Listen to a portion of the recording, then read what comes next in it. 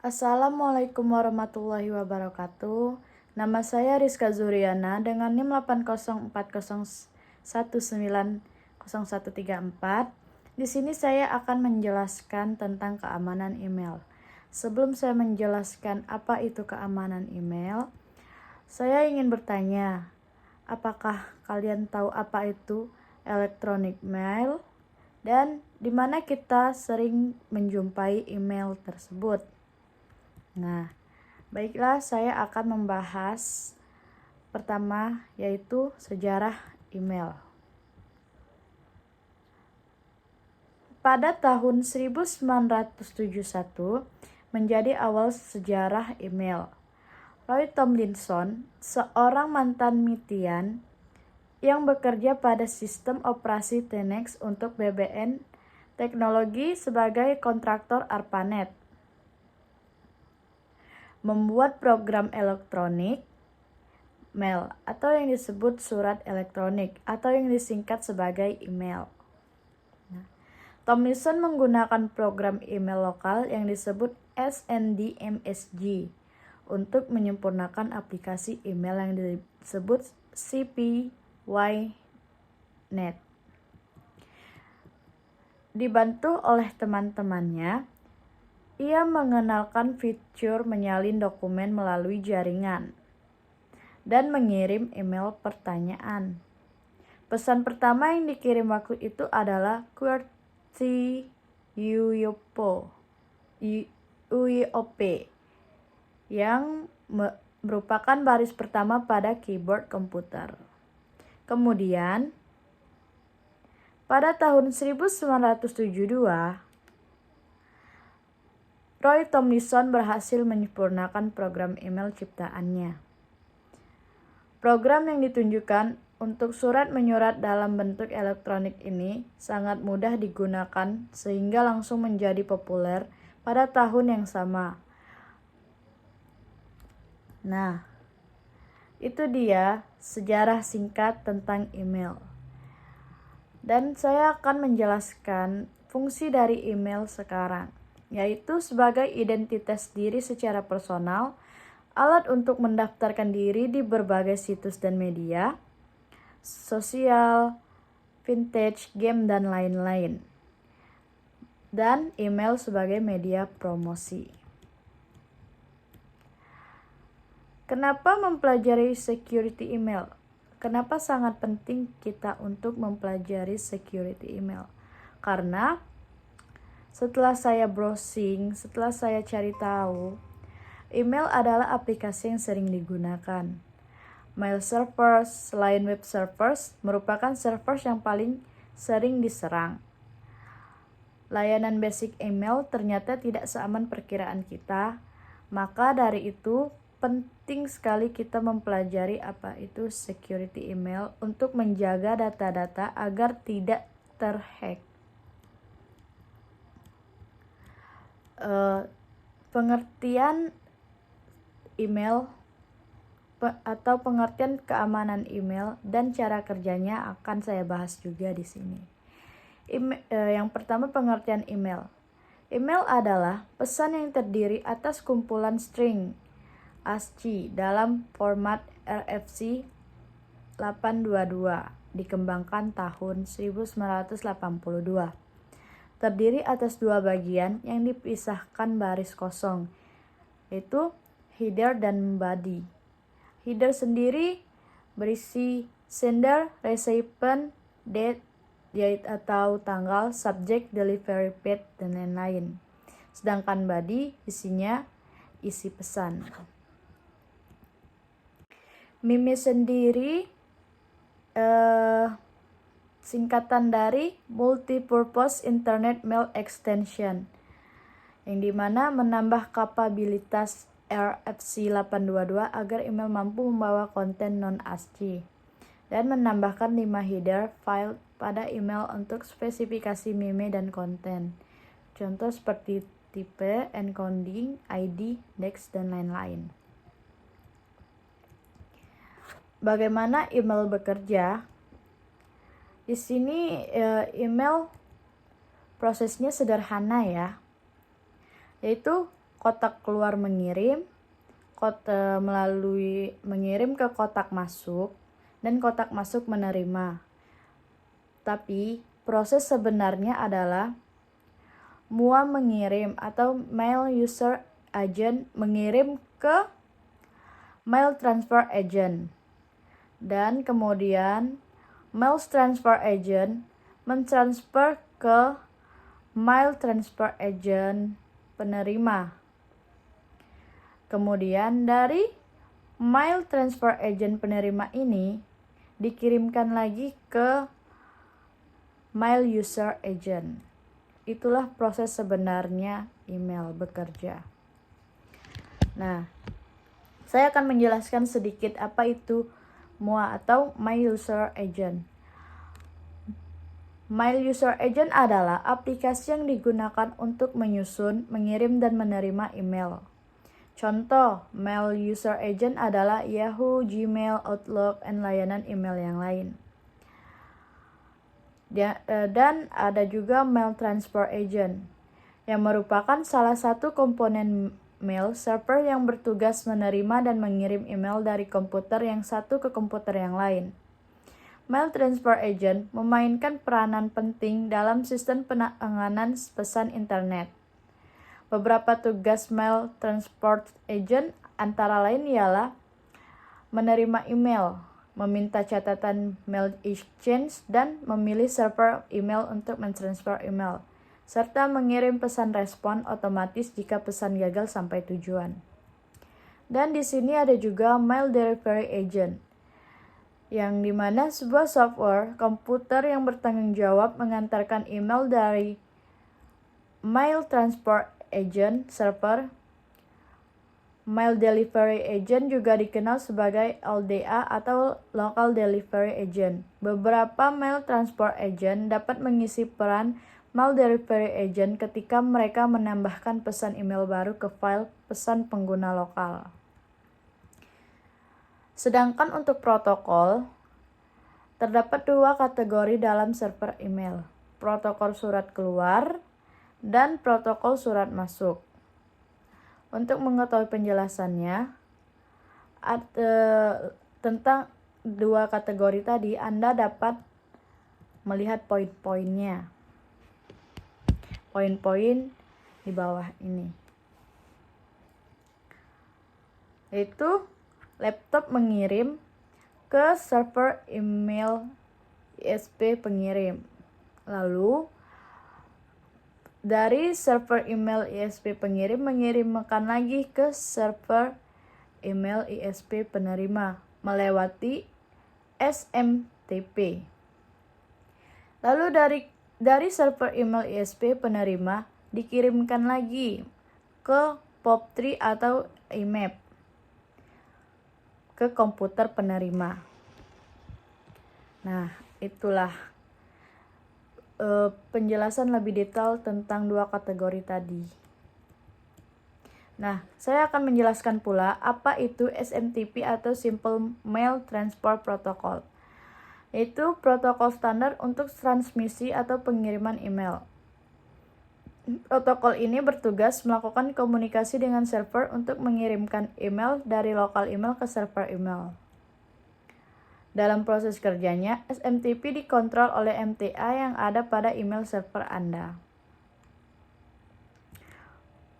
Kemudian yang kedua, POP3 atau Post Office Protocol. Versi ketiga dari metode penerimaan email. POP3 menerima dan menyimpan email untuk seseorang sampai mereka mengambilnya. POP3 adalah protokol server atau klien, tempat di mana email dikirimkan dari server menuju email lokal. POP3 bekerja dengan mengontak server email Anda, mengunduh semua pesan baru dari semua email lokal. Setelah Anda mengunduhnya, mereka akan hilang dari server.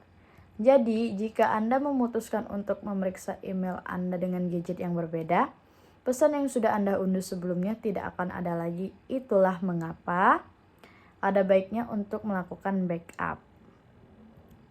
POP3 cocok digunakan untuk Anda yang biasanya membuka email dengan hanya satu gadget. Nah,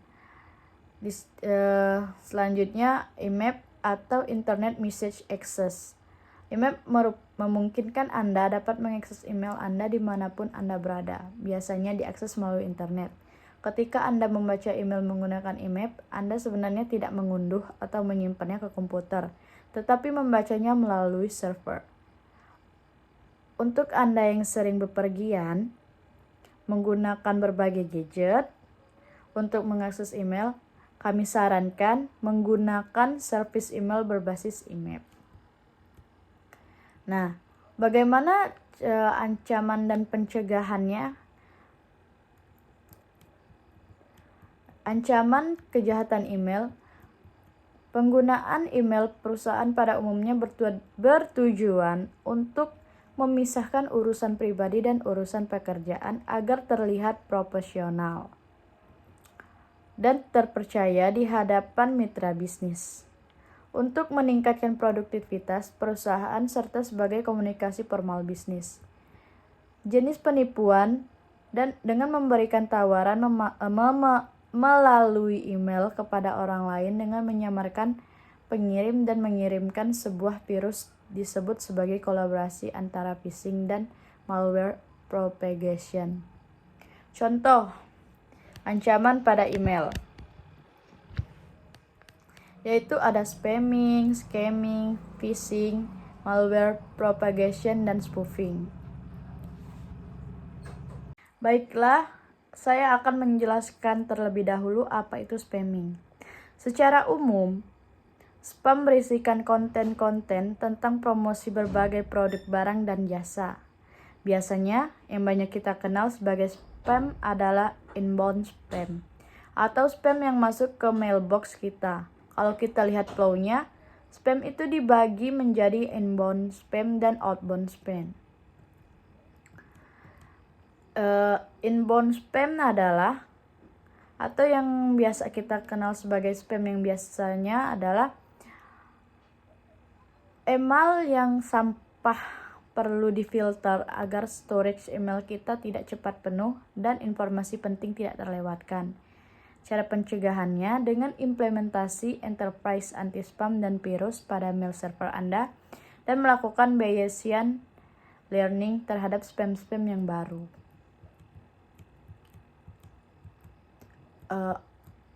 Dan outbound spam di sini adalah kegiatan pengiriman spam yang dilakukan oleh mail server Anda. Pengiriman spam ini dilakukan oleh akun email yang telah mengalami security breach sehingga dapat diakses oleh peretas untuk mengirimkan spam menggunakan akun email tersebut.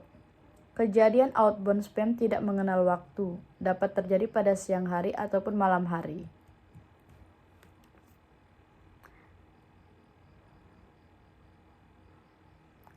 Kita dapat bayangkan pada tengah malam, akun email kita tiba-tiba mengirimkan ribuan email bahkan ratusan email per jam. Apa yang akan terjadi? Server email akan sibuk melakukan pengiriman banyak email, bahkan pada kondisi tertentu email server akan mati tiba-tiba. Jika email server mati, komunikasi bisnis terganggu. Reputasi IP server menjadi buruk. Ketika reputasi IP server email menjadi buruk, server email akan masuk dalam daftar blacklist sender, di mana banyak email server akan melakukan pengecekan ke database. Blacklist sender ini jika reputasi server buruk, maka email dari server akan ditolak. Cara mencegahnya yaitu yang pertama, jangan merespon email yang tidak dikenal. Yang kedua, membatasi publikasi email.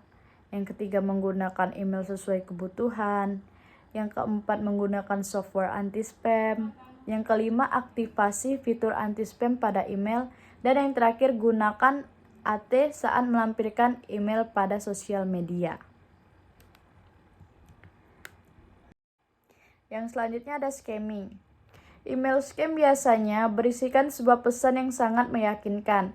Scamming ini mirip dengan SMS yang berisikan informasi pemenang undian. Atau sering kita tahu mama minta pulsa, seperti itu contohnya, dan sejenisnya. Informasi tersebut merupakan bentuk scamming yang dikirimkan melalui pesan SMS. Bentuk email scamming cukup bervariasi. Umumnya itu berisikan sesuatu yang menarik, baik itu menarik simpati, menarik perasaan bahagia. Di mana jika kita mempercayainya, kita akan terjebak pada suatu mekanisme jebakan yang akan menggiring kita melakukan pembayaran secara sukarela, seperti orang terhipnotis. Email scamming ini agak sulit untuk kita hindari. Setiap orang bisa saja menerimanya, apalagi jika pelaku scamming melakukan tindakan secara tertarget pada individu tertentu. Untuk itu, kita perlu berhati-hati dalam mempercayai informasi dan tentunya melakukan konfirmasi beberapa kali kepada pihak-pihak yang terkait. Cara mencegahnya yaitu dengan self-efficacy. Phishing. Jika diucapkan mirip dengan kata phishing atau kegiatan memancing. Faktor penentu dalam keberhasilan memancing adalah umpan yang tepat sasaran, umpan yang benar-benar menarik, umpan yang benar-benar mirip dengan makanan alami sasaran. Dalam phishing email, umpan berupa informasi palsu yang seolah-olah mirip dengan kenyataan, biasanya dikirimkan seolah-olah dari pihak berwenang seperti administrator sistem, pejabat bank, dan lain sebagainya. Informasi tersebut dapat berupa ajakan untuk melakukan pembaruan informasi akun yang ditargetkan. Biasanya konten informasi sangat meyakinkan dan berisikan formulir pemburuan informasi. Contoh email phishing dapat dilihat dari gambar. Ketika kita mengklik URL tersebut, maka kita akan diarahkan ke suatu halaman situs yang meminta kredensial email kita. Apa yang terjadi jika kita berhasil terpancing? Jika akun yang ditargetkan akun PayPal kita dapat mengalami kerugian finansial. Jika akun yang ditargetkan akun email kita, akan dapat penyalahgunaan akun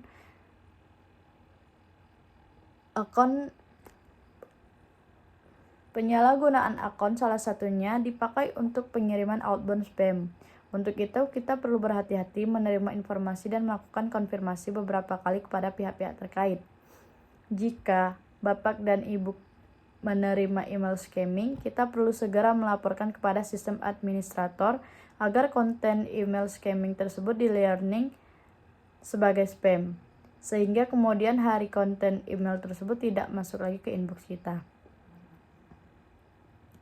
Sistem administrator email juga perlu menambahkan SPF record dan melakukan konfigurasi tertentu pada anti-spam dan mail server, sehingga seseorang tidak dapat mengatasnamakan domain dari perusahaan Anda.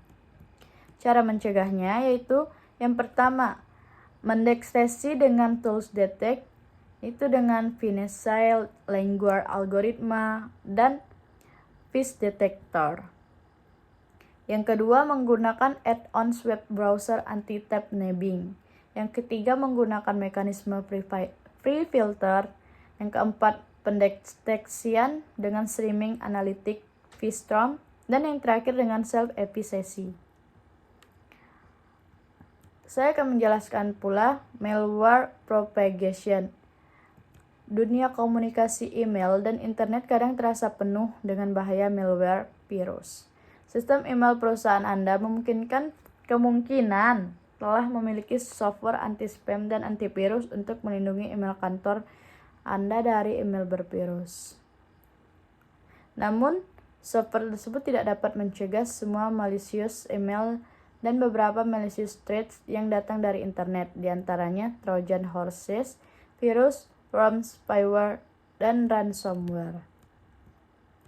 Selain menerapkan password yang rumit pada setiap akun email Anda, berikut ini adalah hal-hal yang dapat Anda lakukan menghindari malicious email, yaitu dengan cara jangan membuka email Anda dari pengirim yang tidak dikenal. Jangan klik sembarangan link, kecuali link yang Anda percaya. Membuka attachment kecuali dari sumber percaya, dan jangan lakukan scan antivirus sebelum Anda membukanya. Spoofing. Banyak dari kita telah menerapkan dasar pengamanan email. Lantas mengapa perlu tetap waspada?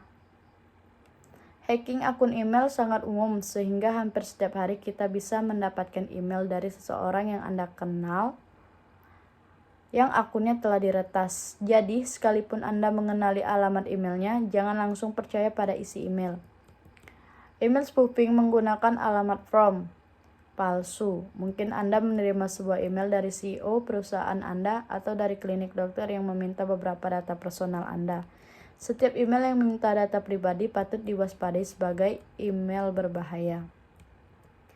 Cara mengatasinya yaitu dengan menghubungi pengirimnya melalui media lain untuk konfirmasi permintaan tersebut sebelum mengirimkan informasi sensitif. Jangan memberitahukan data sensitif seperti password, nomor rekening, informasi kartu kredit, dan lain sebagainya sebelum Anda mendapatkan informasi yang meyakinkan. Nah, itulah pengertian, penjelasan, pembahasan saya tentang keamanan email. Jika ada yang kurang dan jika ada saya salah kata, mohon dimaafkan. Wassalamualaikum warahmatullahi wabarakatuh.